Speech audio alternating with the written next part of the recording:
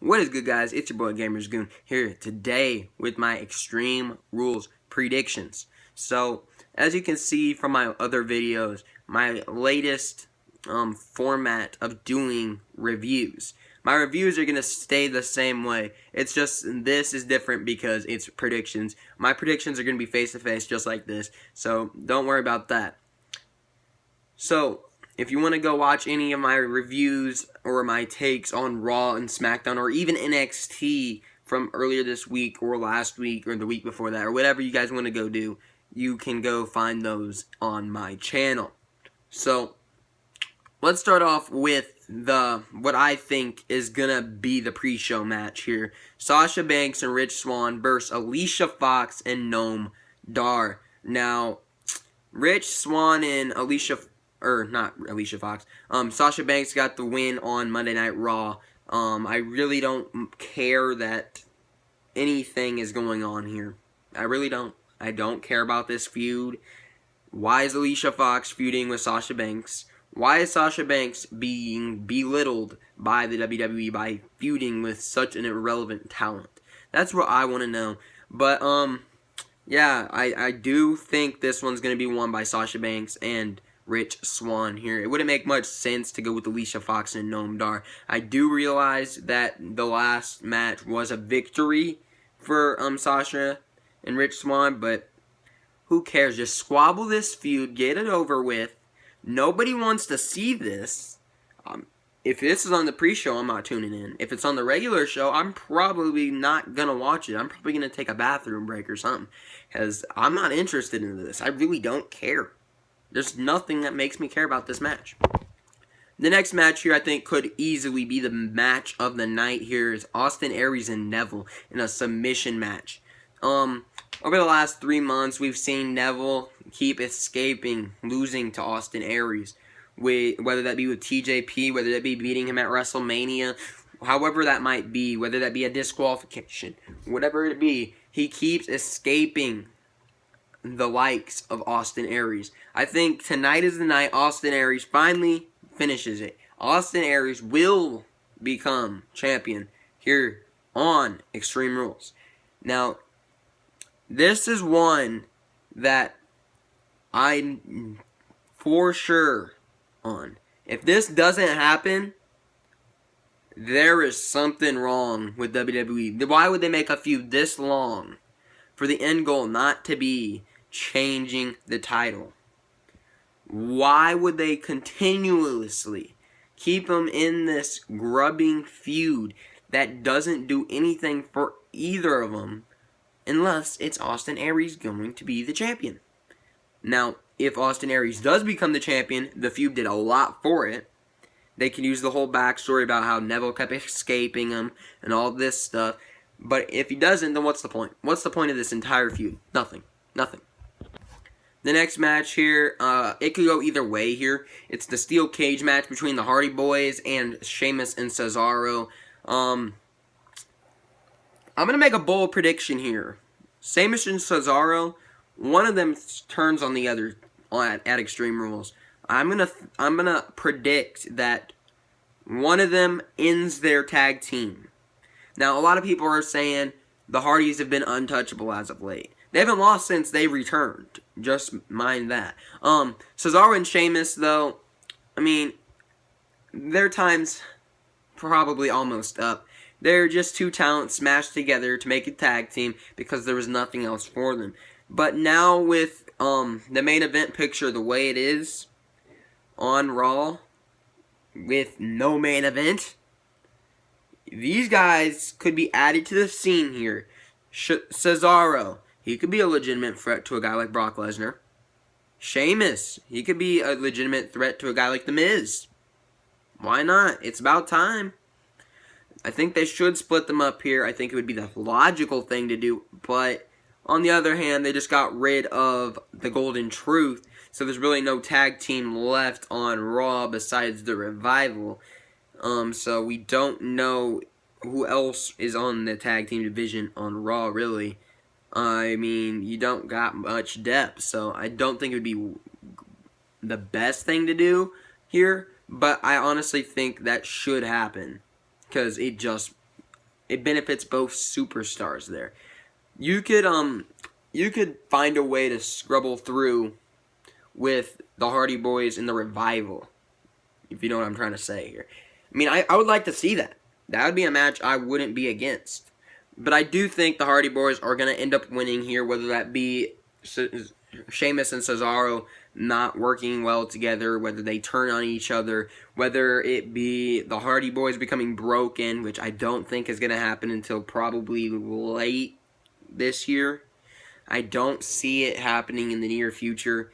I'll give it about 3 or 4 months and then I'll reconsider. I don't think it will happen before SummerSlam at all. Alright. One of the matches with the most build towards this, or at least in my opinion, the promo work's been great. I really enjoyed this entire feud so far. Well, leading up to Extreme Rules, I've enjoyed it. The last match wasn't the phenomenal one, but Alexa Bliss versus Bayley. Alexa Bliss walking in as champ. I'm going to keep it simple and straight. Alexa Bliss is going to walk out as champ. There's only one reason I say this. Why would they take the title off Bayley just to give it right back to her? I mean, they did it with Sasha and Charlotte. I don't know why. It didn't make sense. It doesn't make sense to do it now. Alexa Bliss has been booked strong as of late. She's beaten Bayley with a kendo stick for the last 3 weeks straight. There's going to be a moment in this match where Bayley gets the kendo stick and she gets to have her fun by beating Alexa Bliss up. But at the end of the day, Little Miss Bliss is going to win this match. No doubt in my mind, you're going to see Alexa Bliss come Monday with the title. And the match with the littlest meaning in this pay-per-view that I'm least looking forward to because the stipulation already describes exactly what's going to happen. The No Champions Advantage match. Dean Ambrose versus The Miz. Now, I'm going to tell you straight up. Elias Samson and Maurice are going to come in and they're going to hit The Miz. Like, they're going to barely poke him and they're going to disqualify him. And Dean Ambrose isn't going to be the champion. As much as I hate Dean Ambrose as a champion, I'm going to hate this outcome even more because it just is plain out stupid. I don't want to see it. I don't want to know anything about that. Just please have The Miz booked to win clean. Another match with little meaning here. I mean, it means something, but I'm not invested into it. The guy that gets to fight Brock Lesnar at WWE Great Balls of Fire, Michael. So we got Roman Reigns, Seth Rollins, Finn Balor, Bray Wyatt, and Samoa Joe. Now, I want to see Samoa Joe versus Brock Lesnar. That'd be crazy, right? Because Brock Lesnar ain't tapping, though, so that's not going to work. Because Samoa Joe doesn't have an actual finisher besides one that's going to make Brock Lesnar tap out, and that's not going to happen. So Brock Lesnar, you're not fighting Samoa Joe. You're not fighting Bray Wyatt either because Bray Wyatt is a complete liar. Everything that comes out of Bray Wyatt's mouth is always and will always be false. He said he was going to beat The Undertaker. What happened? He didn't beat The Undertaker. He said he was going to beat Roman Reigns. Didn't beat Roman Reigns. He said he was going to beat John Cena. Didn't beat John Cena. Point being, Bray Wyatt hasn't been booked strong. He's been booked the weakest out of everybody. He had high potential. No. Not anymore. They ruined him with the Randy Orton segment that left a bad taste in everybody's mouth. Let's see here. Roman Reigns, I can see it happening. I think they're going to wait till WrestleMania, so I'm going to cross Roman Reigns off my board right now. I do, quote me on this, if Roman Reigns wins, I thought it could happen. I think it still should happen, just to get it over with, crown him at Great Balls of Fire, finally let him lose at like the Royal Rumble, and we don't have to see him at WrestleMania. Mind-blowing. But, you know, they're going to try to book Roman Reigns to have the crowning moment at WrestleMania again. Woo!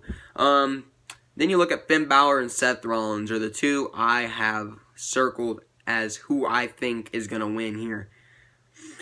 You look at Finn Balor, and you realize he's little compared to Brock Lesnar. Little Finn Balor, the one that Paul Heyman put over 2 weeks back. little old Finn Balor is going to go on and be the underdog against Brock Lesnar. So, I mean, it's the old David Goliath story. Quote me on this. If this happens, you can already mark my words. JBL, I'm saying the exact announcer, JBL, during the Finn Balor Brock Lesnar match, is going to say, this is the old David versus Goliath, Michael. I'm telling you right now. He's going to say it. I've called it. Y'all got to give me 1,000 subscribes if it happens. Anyways, Seth Rollins is somebody I would really like to see win here. I want to see Seth Rollins and Brock Lesnar. But I really do think they're going to go with the old David and Goliath story here and go with Finn Balor. I can't convince myself they won't.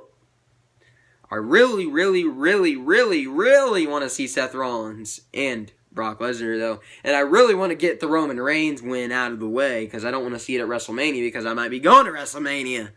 Oh, my goodness, that'd be terrible. Bray Wyatt, you don't even have a chance. I'm not giving you a chance. I don't care if you were on SmackDown anyways. It's not the land of opportunity with Bray Wyatt. Bray Wyatt is absolutely terrible in everything he does because he can't back up anything he says. I believe what Seth Rollins says because he was the architect. He's been there before. He won at WrestleMania before. I somewhat believe in Roman Reigns says. I hate what Roman Reigns says, though, because he comes off stale. He's not a babyface. Yeah, come on. You expect us to believe Roman Reigns is a babyface. Have you seen Roman Reigns? I've seen Roman Reigns. Have you? He definitely looks like a heel to me. Just make him a heel already, please. I believe what he says when he says that he's going to be the big dog come Extreme Rules because they've booked him to become the big dog. I believe what Seth Rollins has said when he's going to build his new reign up because they've built him up before. They've made Seth Rollins a man of his word.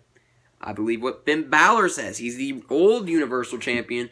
He never got his rematch. He made good points. He's not great on the mic. He said good things, but he didn't have any energy behind it.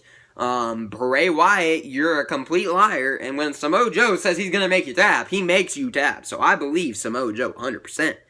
But I don't think Samoa Joe will be the candidate here. I really do think it's going to be Finn Balor. And we will know more come Extreme Rules. June 4th, mark it on your calendar. Extreme Rules, 3 more days to go here. It's June 1st right now, so hopefully we don't have to witness the cheap ending in the Miz and Dean Ambrose match. Hopefully we get to have the Roman Reigns thing over with.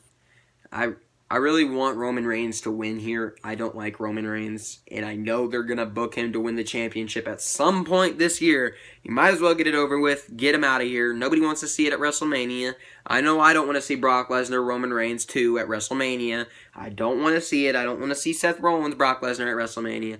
I want to see, like, freaking Brock Lesnar and Samoa Joe at WrestleMania for no title, just whatsoever, to get the Roman Reigns stuff out of the way, have him lose the title before then, have him already take his rematch, just have him booked to fight, I don't know, frickin' John Cena. I don't know. I didn't put any thought into that, but just please don't have Roman Reigns win at WrestleMania again. Anyways, it's been your boy, Gamers Goon here. I'm out. Thank you guys for watching. Make sure you click that red subscribe. Make sure you ring that bell. And make sure you click that thumbs up. It's been your boy, Gamers Goon. I'm out.